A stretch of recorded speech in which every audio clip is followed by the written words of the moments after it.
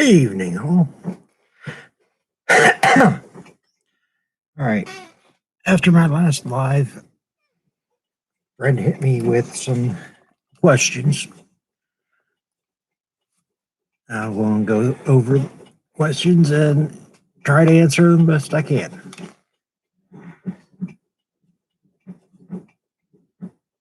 All right.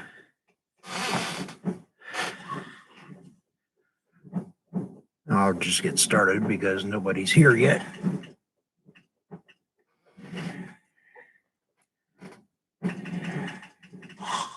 Okay. They asked me about giving way to first responders.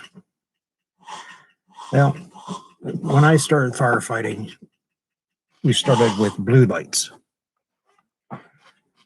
And all it is a courtesy light. I don't run sirens. Just blue light flashing, let people know that there's an emergency and I'm responding. That's how it's been since I got started. Sorry, I'm trying to get the best audio here. Smoker's cough.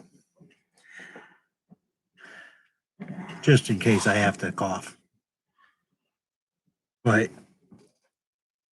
I've been running, when I drove an ambulance, I had a call. This guy, I followed him for at least a mile. I had the main siren going, the secondary siren going, and the auxiliary siren going. And he just puts along, doing his own little thing. And that really irritated me. Now, I could have turned him in because I was on my way to a cardiac arrest. But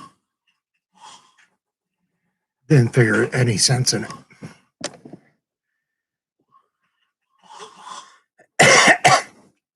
Yes, that background noise, if you can hear it. My nephew playing video games. And I'm blocking him with my head, so you can't see him. That's the way he wants it. Okay, well, that was the answer to the question about giving way to first responders. It's just a courtesy. It lets people know, hey, there's an emergency. I'm trying to get to it. So if you would, just slide over. But there's no law saying that they have to here in Pennsylvania. Okay. Well, the second question was about my experiences. Well,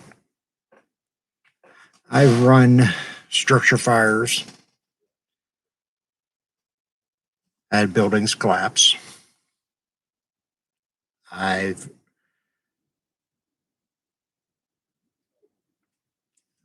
done brush fires. Excuse me. Black cherry ice cream's talking back to me. Basically, structure fires, brush fires, traffic accidents. Now, a funny little story about one of my traffic accidents. I don't know if this young lady is watching my show here or following my channel, but go to a traffic accident. Lady's drunk, blitzed. She doesn't even feel the pain. Well, we're trying to put her on a backboard for the ambulance, and I'm at her head, straddled, trying to keep her head from bobbing around. Yeah, we call that C-spine. And she keeps on looking up at me, reaching up, grabbing my crotch of my bunker gear.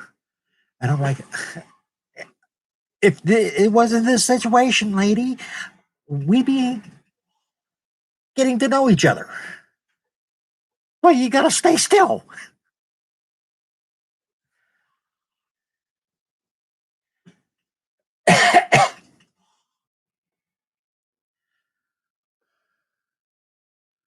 I still got the one person watching me. Hey, one person. Please say hi. Yeah, I've said this before. I'll say it again. In fire service, you can either sit there and mope about every bad call, or you can find something of humor, and that makes it all better, at least temporarily. I mean, I've seen decapitations and said, okay, who's up for pizza? But that's my sixth sense of humor. Now, the other part of that question is what are some of the things I'm working on? Well, the main thing right now is I have a design for a trailer mounted firefighting unit. Now, my design could be used for brush fires, the wildfires in California, and those of you in Australia or New Zealand, it can be used there too. Has 4 hand lines, a supply line. It can draft water out of a pond, a creek, or river.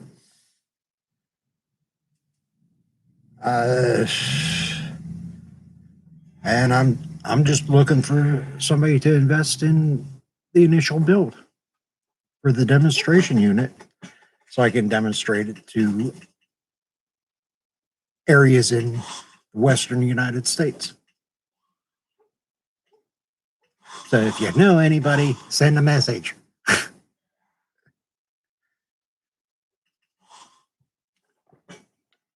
Yes, I drink too much Mountain Dew. So sue me.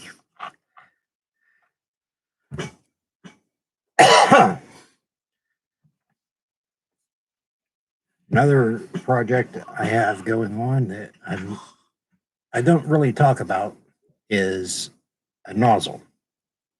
And frankly, that's all I can say about that because of the paperwork involved.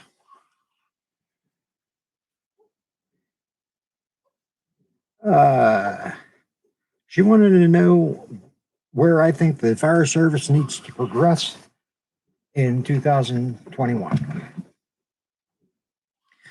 Well, honestly, I think that there needs to be more volunteers. Back when I started in 85, it was commonplace for everyone and their brother to be volunteer. I mean, it's community service. It's actually a lot of fun. It's a real adrenaline rush.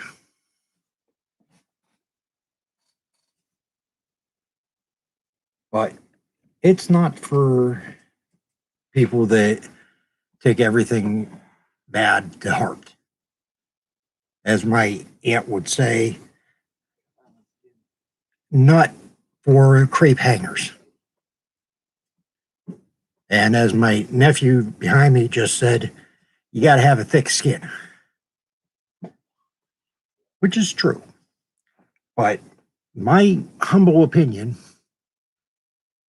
need to bring back volunteerism. Now, even if somebody tries firefighting for a year or two, hey, if it's not for them, at least they put their time in, gave it a shot. Oh, I see Gray, the kitty cat, right there. Hi, Gray. What are you staring at? Yeah. Sorry about that. All right.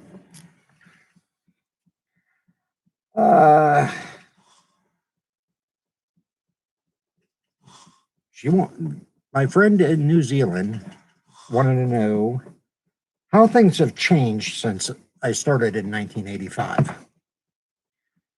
Well, there was an old TV show, Emergency. Some of you may know what I'm talking about. Roy DeSoto and Johnny Gage. Well, that's the era that I grew up. Of third generation on my dad's side, fourth generation on my mom's. And I used to critique the show. Even though it was in the 70s, I was under 10 years old. I still had a knowledge of firefighting. I knew that's what I wanted to do.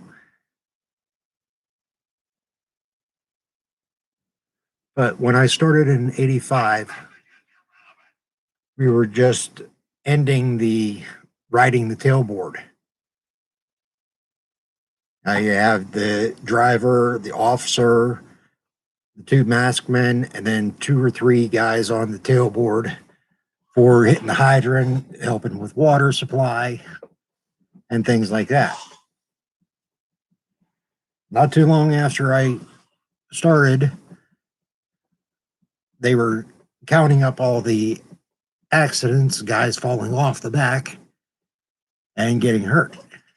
And the higher ups decided, hey, we're not going to ride the tailboard anymore. So that went nationwide. But I miss riding the tailboard. Jumping on just as the truck starts heading out, get in my safety belt while we're going out of the station, and hanging on to the pole, just riding there. But a lot of things have changed since then. Can't ride the tailboard.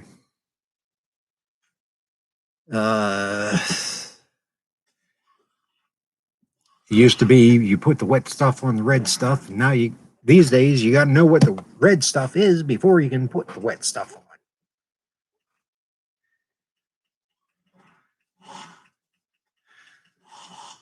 Chemical industry has made it more difficult to be a firefighter. You have to know about MSDS, hazmat, all that water reactive stuff. Because you don't want to put water on a magnesium fire and have a magnesium explosion and burn your whole crew. So you got to know what you're fighting before you fight it.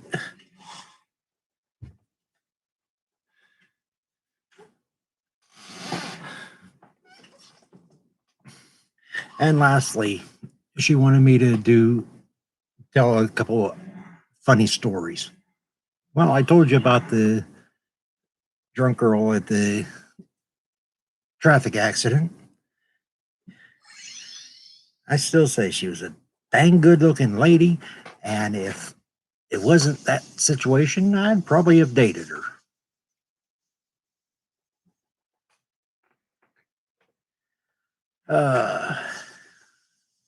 Went to a structure fire one time.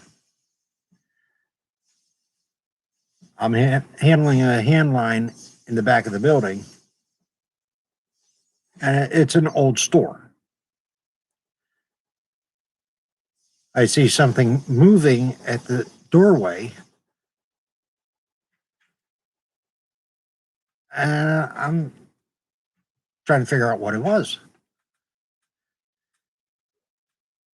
So I tell the guy on the hand line with me, here, hold this. I got to check this out. There was a dog. Now, this is middle of winter. There's a dog at the doorway as if it was waiting for its food, but it's getting drenched because of the hand lines. This is a small beagle. So I took the animal to the driver's seat of the engine, told the driver, hey, get the whole dispatch, get an animal control out here, get something for this dog because he's frozen. And that's the last I saw of that dog.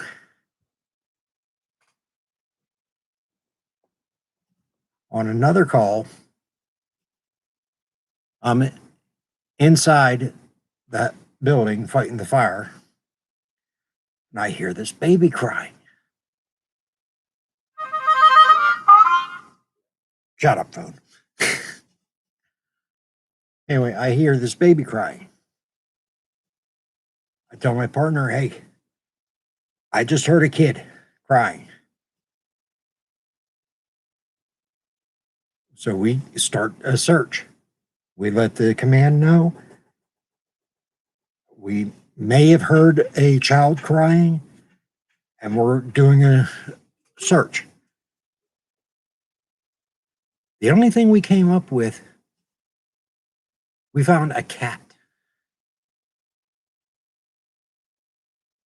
Now, we picked up the cat and was on our way getting it out, and it started meowing, and it sounded like a kid.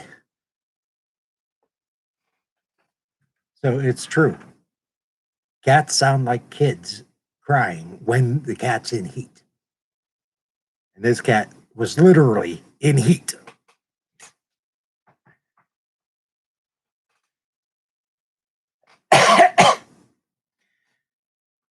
Now, last little story. From whenever I was a junior firefighter, back in Christmas of '85, we go to a structure fire. Now, this is freezing cold.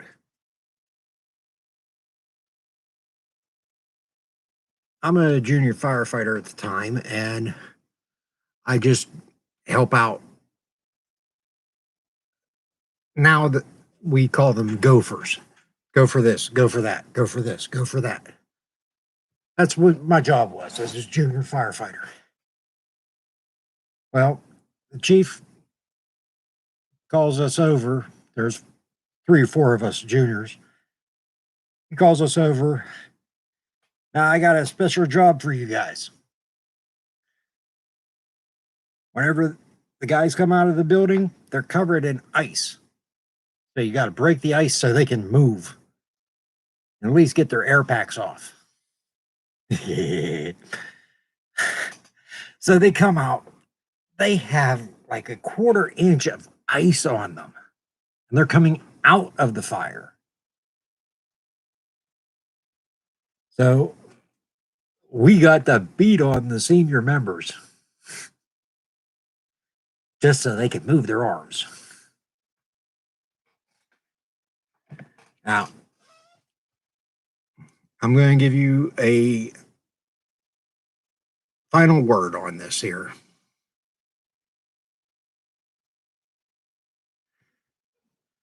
It's been 20 minutes now, so I'm going to be ending it soon.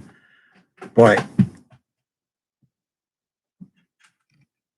a lot of you know about my wife passing away a year ago. Okay. My brother, just before Christmas, he had a heart attack out in Colorado.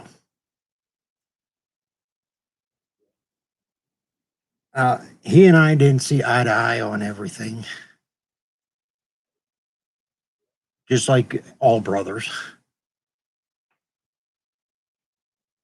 But I do have to give the man respect.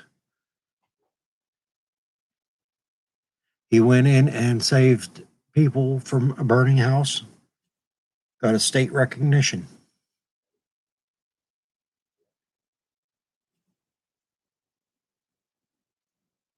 He was Butler County, Pennsylvania Fire Police, and at one time Butler County Fire Police Commissioner, which means he was in charge of all the fire police.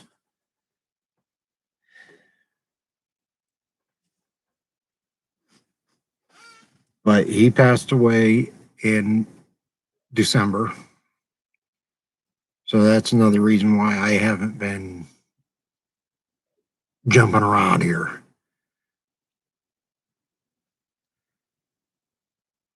Now, I hope that this video helps that young lady down in New Zealand understand American firefighting a little bit.